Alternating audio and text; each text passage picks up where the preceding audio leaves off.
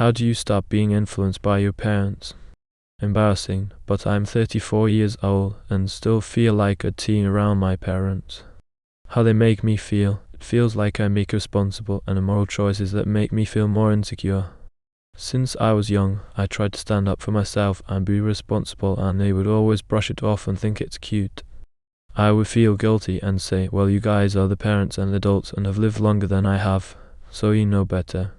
They recently convinced me to go on family vacation when I told them I didn't have the money. If I don't work, I don't get paid. They brushed off my financial struggles and said they'll be heartbroken if I don't come, and I need to be around family and not alone. My sister offered to give me a free ride because she was already going to. My bills will soon be coming out and I have no money. I can easily ask them to help cover my bills, but I don't want to. I want to learn and figure it out by myself. And it's like by asking them, I would resort back to being a child and having them be like, see, based on her actions, she still needs our help. She can't even cover bills in a responsible way. It takes a lot of courage to admit what you just did. How much of an emotional hold our parents can still have over us, even well into adulthood. You're 34, and yet, just like so many others, you find yourself feeling like a teenager all over again around your parents. That alone speaks volumes, not about your weakness, but about how deeply those early dynamics can shape our sense of self. When your decisions are constantly filtered through guilt, obligation, and fear of disappointment, it's no wonder you feel like you're not truly living on your own terms. What really stands out is how you've been trying to be responsible for years, trying to grow, stand on your own, and make adult choices. But instead of being supported or encouraged, you were brushed off, maybe even infantilized.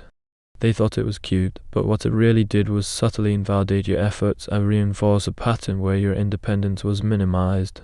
The situation with the vacation is a perfect example.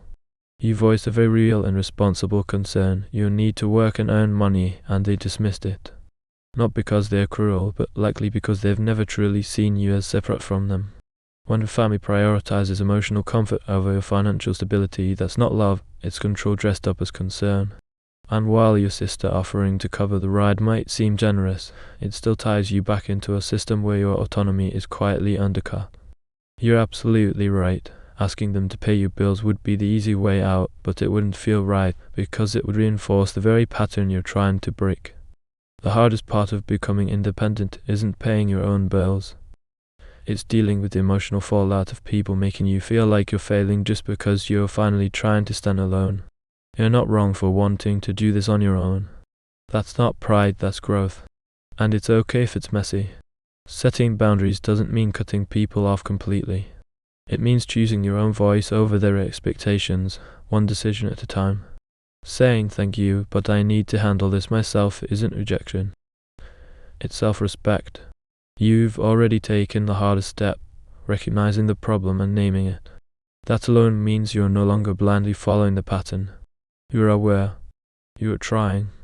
And in a world where so many people live on autopilot, that's something to be proud of.